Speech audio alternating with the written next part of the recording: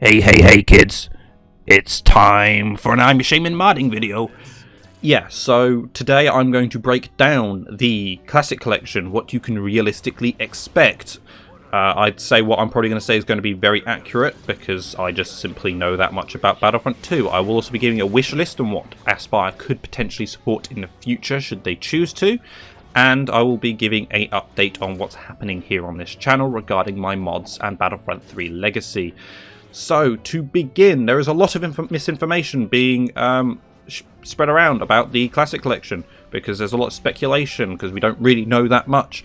But there's a lot of stuff that's just way too optimistic or just completely false being spread by a lot of Star Wars gaming channels, especially, because obviously they've come out of hibernation to milk this for everything that they have, because their channels are pretty irrelevant otherwise. Maybe they should just, make videos of Battlefront 3 Legacy more. Then I wouldn't have to moan so much.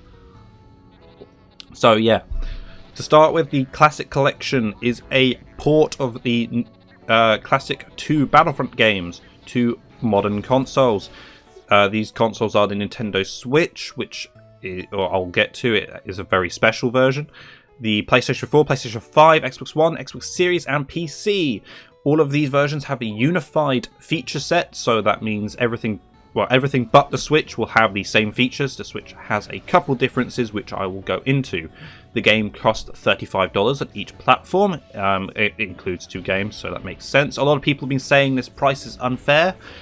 It kind of is. I do agree. I think $30 would have probably sufficed, but obviously this is a licensed game, so Aspire would obviously have to give some of their money to Lucasfilm Games.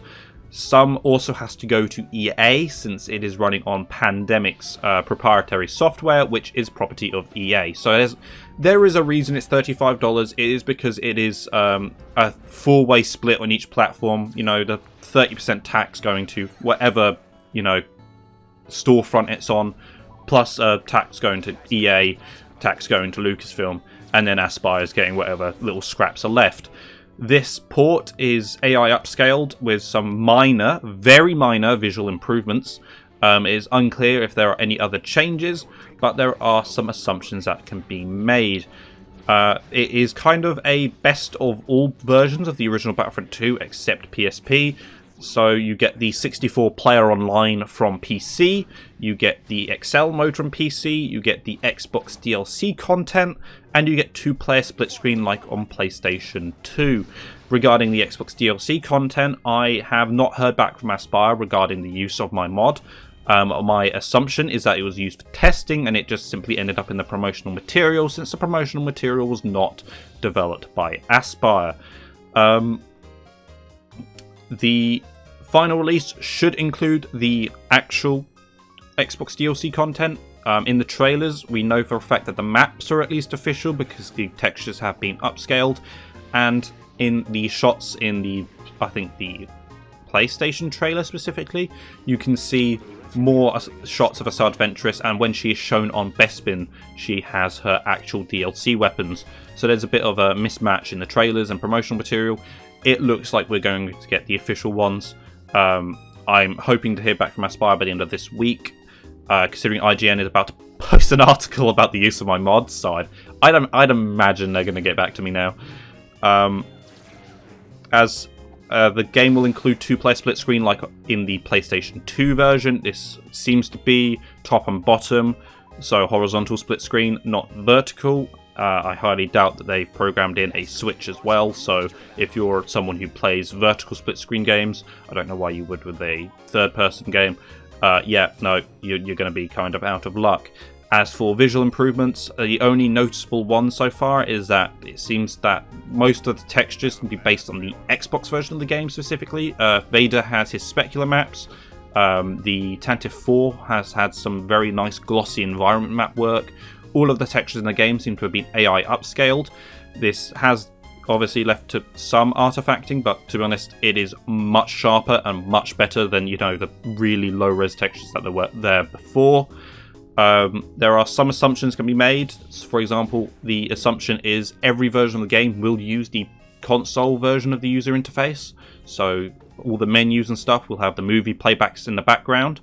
on that topic, the reason the game is a 50 gigabyte download on most platforms is because everything in the game has been upscaled, and when you upscale movie files especially, they take up a lot of space. This is why most games don't use them anymore. 50 gigabytes for a load of 4K full motion video is actually pretty reasonable. The original games, 7 gigabyte download on PC was mostly movie files, and most of the original, I think if you remove the movie files from PlayStation 2, I think it went from like 3 gigs down to 1.2 gigs. Most of the original game's file size were those really compressed videos. So to have really the uncompressed 4K version, that's why it's 50 gigabytes. It's why the Switch version is 25 gigabytes, because obviously Switch will only have the videos done to 720p or 1080p. So it's just the movie files basically, and the AI upscale textures have also added onto a bit. As far as we're aware, the game is likely not going to have any other technical improvements other than maybe some increased memory limits. We won't know until the game releases. It is Steam Deck verified on PC because it has full controller support. Again, that's probably why we're getting the console menu. We are likely going to be getting server lists because no version of the game didn't have server lists. Like, every version of the game used server lists. There's no reason they would remove them. And because LAN is supported, there is no way that they're going to do local area network and not have a server browser. So even if they don't have it, we might be able to add it back in. Likely. We are probably going to mod the PlayStation and Switch versions eventually. So if you have a modded console, you will be able to download mods.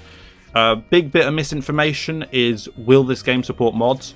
We simply do not know at this point. It is guaranteed that we will mod it, but if it will support them out of the box is unclear. We may just have to artificially patch mods in ourselves. But yeah, the mod.io thing in the end user license agreement is a copy and paste from all of Aspire's EULAs. It's in every other game that Aspire's released. What I assume's happened is a game that Aspire has released did have mod.io support, and it's now in every version of the end user license agreement. We are not going to use mod.io, even if it is supported, because we're a very stubborn modding community. We have chosen ModDB for a reason, and we will stay on ModDB.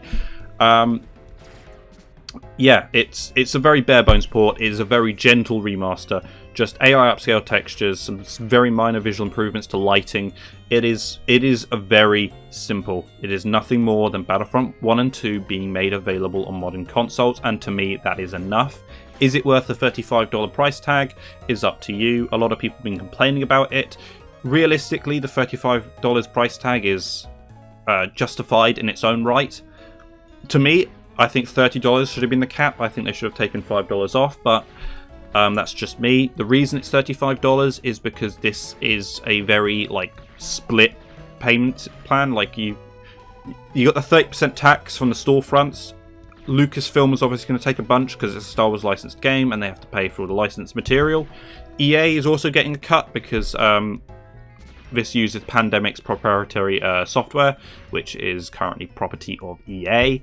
And Aspire is obviously taking their part, so it is $35 for a reason. It is not because they're just trying to cash grab. It is, well, this is a cash grab, but it's not being price hiked for no reason. It is simply because there is a lot of parties exchanging the money. I think I've covered everything. I don't think there's anything else. It will include the PC XL mode. This will not be on every map. This is only going to be on Hoth, Geonosis, Kashyyyk. I think that's the only 3 maps that supported it. I will be impressed if they went the extra mile and added that to new maps. I think Renvar Harbour could really use XL. Hero Assault has been added to every map with Kit Fister and Asajj Ventress. It appears they might have added them to Mos Eisley as well. If you want to play a lot of this new Xbox DLC content and the Hero Assaults, I suggest checking out the Xbox DLC content for PC mod, since that has been updated to include pretty much all the new content that will be in the Classic Collection. If you're planning to stay with the original game, that is also my recommendation, just to so you don't miss out. Hey guys, Editing Shaman here. I completely forgot to make a very important point that is being kind of speculated upon incorrectly. This game will not support crossplay. In order to have crossplay between consoles, there needs to be a third-party account system in place. For example, Fortnite uses Epic Games accounts, Call of Duty uses COD accounts, etc, etc. It is very unlikely that Aspyr would have added this because it is just a whole bag of, shit that they have to go through to add an account system to manage, to act as a, they'd have to do a lot, and they don't really have the resources to handle that. So, yeah, no, there is no crossplay. If you buy it on PlayStation 4, you will not be able to play with your friend on PC or your friend on Xbox. You will have to play with people on the same platform as you.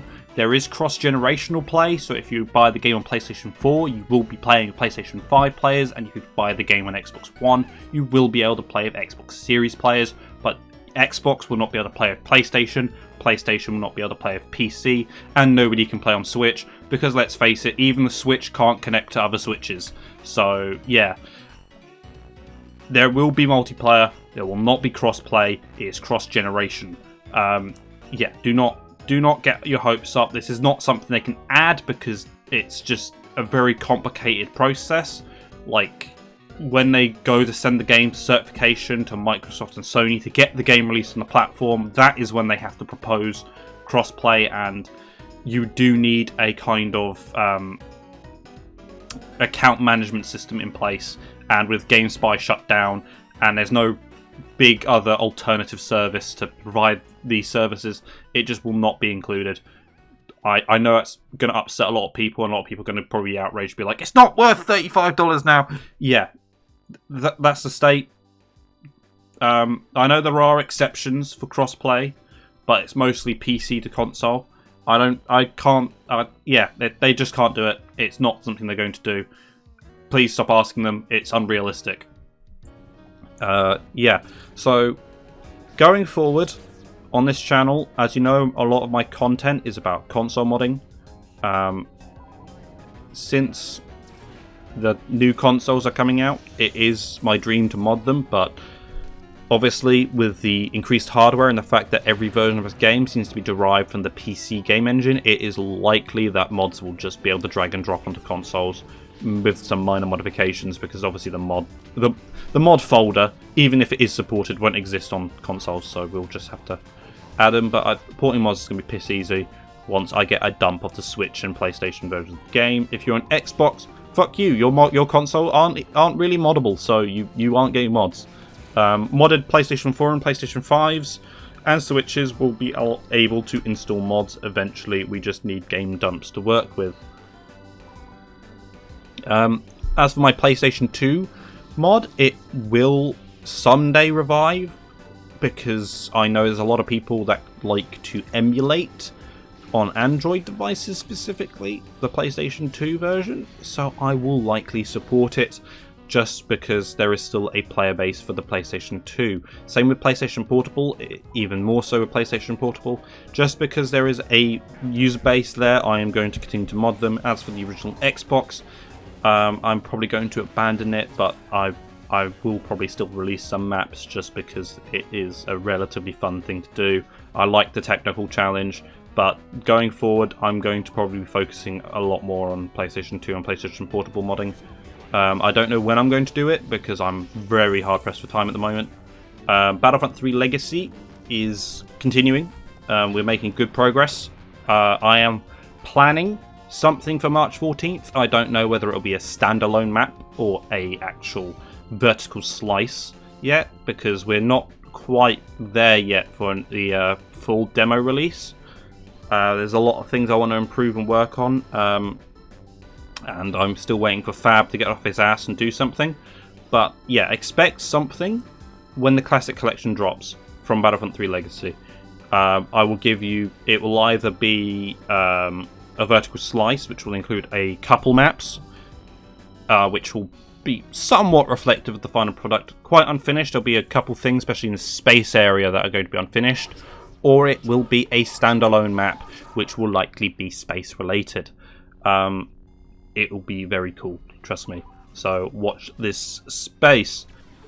So I've re-recorded this section. This section is obviously on the wish list for features. I'm very realistic because I have a good understanding of the situation that Aspire are in due to the research on Free Radical and Pandemic. Yeah, so they're quite limited on what they can do. They can work with what's already in the game's original releases, but they can't really modify it extensively, so they can't bring in brand new features that weren't there originally. My wish list is pretty down to earth. It's the big one is mod support.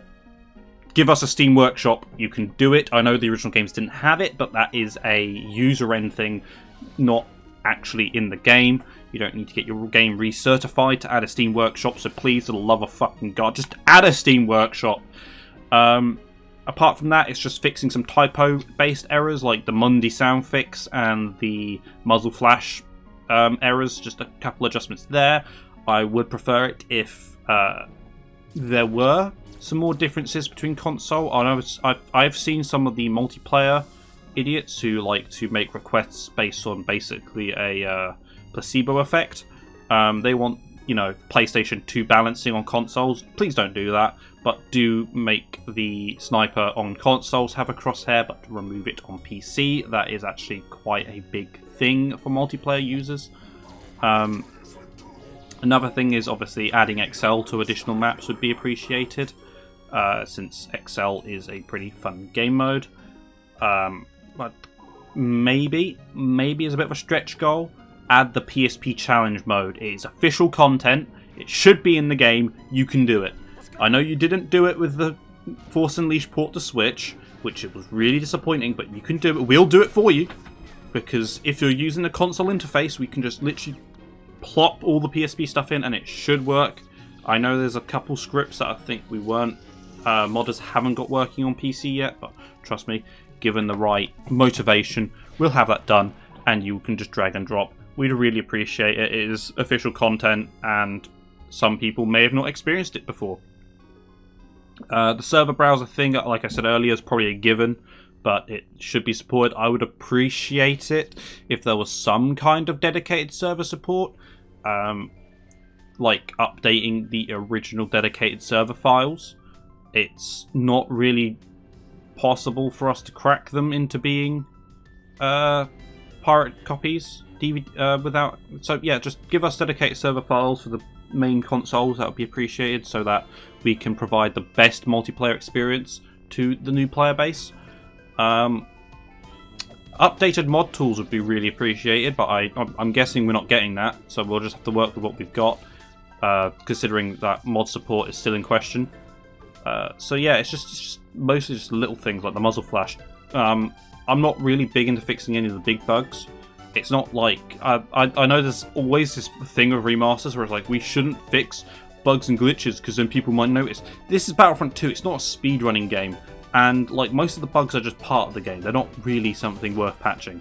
But like the incorrect muzzle flash colors, the Mundi sound fix, and a couple of other sound fixes and stuff, 100% worth fixing. And I really hope that they do something about them either post-release. I've seen people make requests for like the Episode 2 Commander to be added. I don't think that's going to happen. I don't think they're going to add. I know it's in the game files ready to use, and it was probably a typo that stopped it from being used, but it was not in the original release, so I don't think they're going to change it. But it's just like the really unnoticeable little things that are there, the little quirks, I think could be a little paved over just to fix a couple of things here and there. Yep, that's pretty much my wish list. It's nice and short, nice and compact. I'm not making any, wild requests. I mean, I would request 4-player split screen, but it's quite clear that's not happening. I don't know why it's not happening. My assumption is just they couldn't be fucked. I don't think. Yeah. Feel free to post your really optimistic and unrealistic requests below, and I will comment on them and why they're incorrect. And yeah, that's about it. If you have any more questions about the Classic Collection or anything else that I've covered in this video, feel free to comment them down below. I will try to respond to them all, providing they're not absolutely brain dead. Because, yeah. I'm looking forward to the Classic Collection release. It is something new for the Battlefront community to experience. This has been I'm a Shaman. Subscribe for more stuff. Yeah. Bye.